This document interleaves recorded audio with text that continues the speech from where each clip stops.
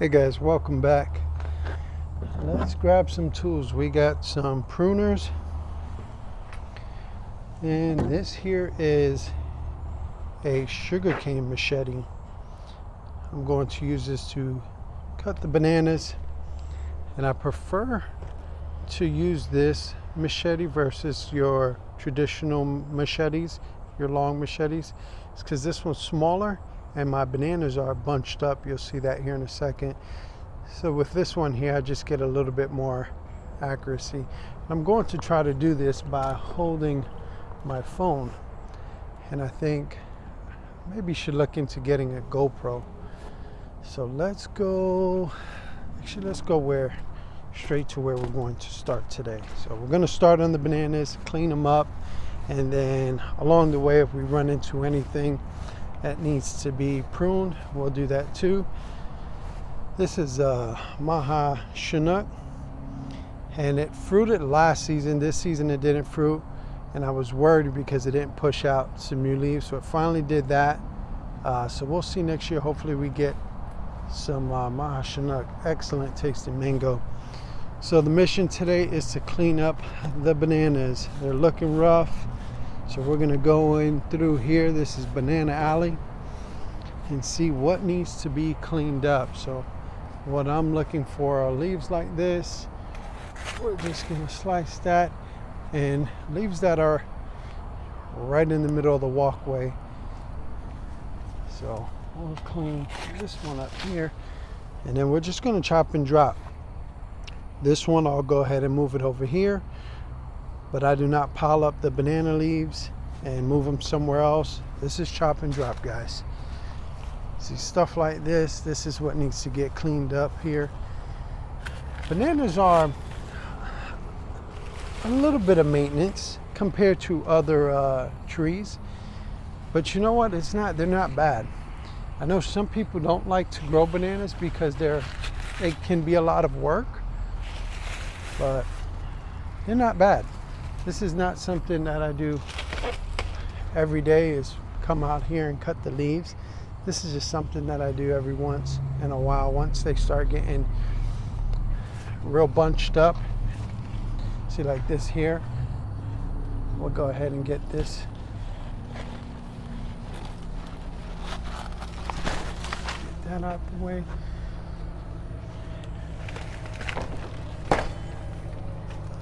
I hate these vines growing. These vines are everywhere.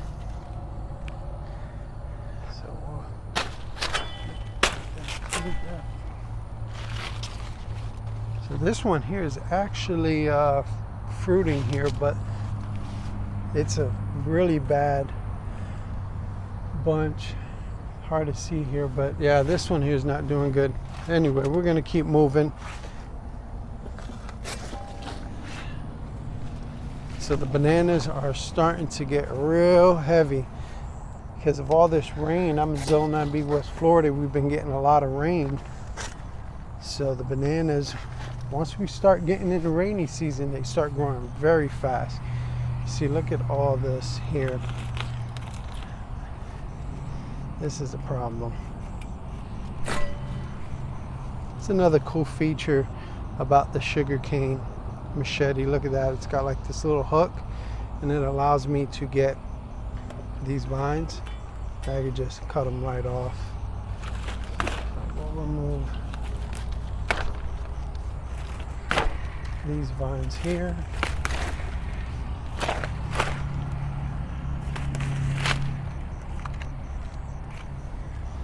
I think I'm definitely going to have to get a GoPro. Carry mango, putting on some size here. May have to give this one a haircut here very soon.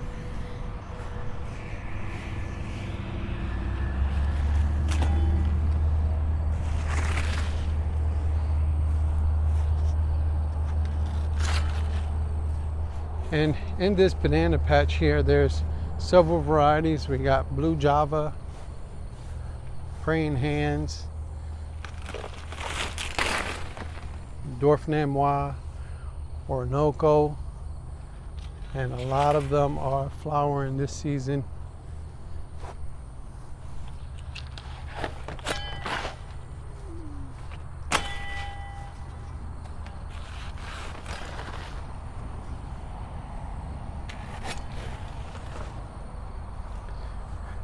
And sometimes I'll clean these up. Other times depends. Like right now, these are getting to the size of they're ready to produce. So eventually this whole thing's going to come down here soon. This is one of the ones that got hit with the frost. As you can see, it didn't make it. Check this out here. The cranberry hibiscus, be very careful. These, when you chop and drop them, they'll grow very quick.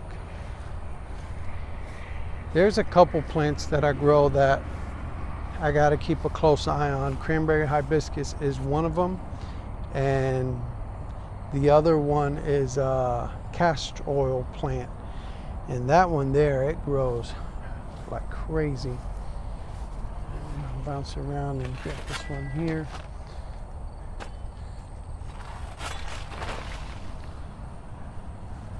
So this may seem like a lot of work, but it's not too bad. It's my exercise for the day. And we're not going to get that many, just the ones that really stick out. This one here. Yeah, this one.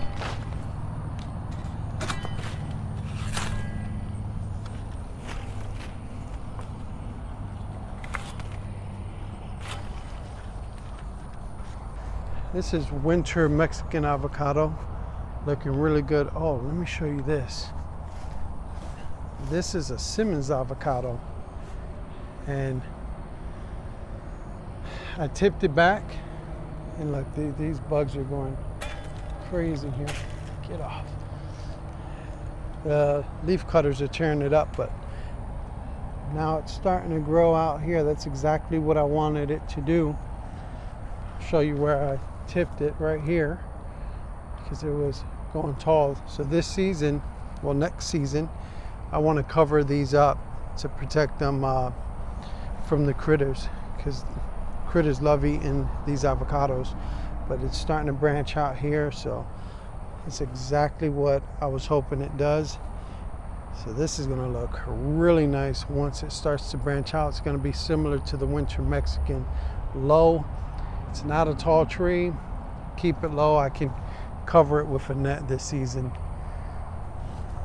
So that's doing good. This needs to get completely cut back. This is sweet almond bush.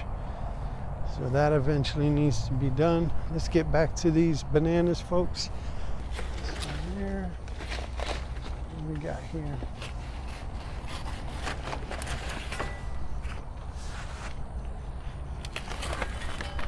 See? That's a really cool tool to have, especially when you got vines. Let's give this one a nice little chop here.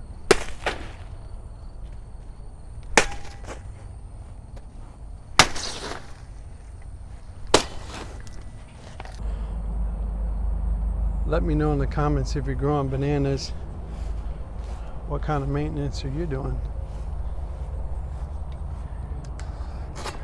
My favorite variety so far is Namwa and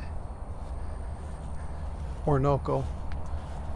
Namwa's excellent for just like a dessert banana, and Orinoco is excellent because you can use it for two purposes. So you can use it for cooking, and you can just wait till they turn yellow and you can use them as a dessert banana. This is an Orinoco right here, and it's starting to flower out. Orinoco. I have a bunch of Orinocos because I like them. And the Namwas are really good too, especially the dwarf Namwas. The dwarf Namwas are extremely durable when it comes to like the hurricanes and stuff. I really like the dwarf Namwas because they stay short and you don't have to worry about them tipping over, unlike the Rajapuris, the apple bananas, the tall Namwas.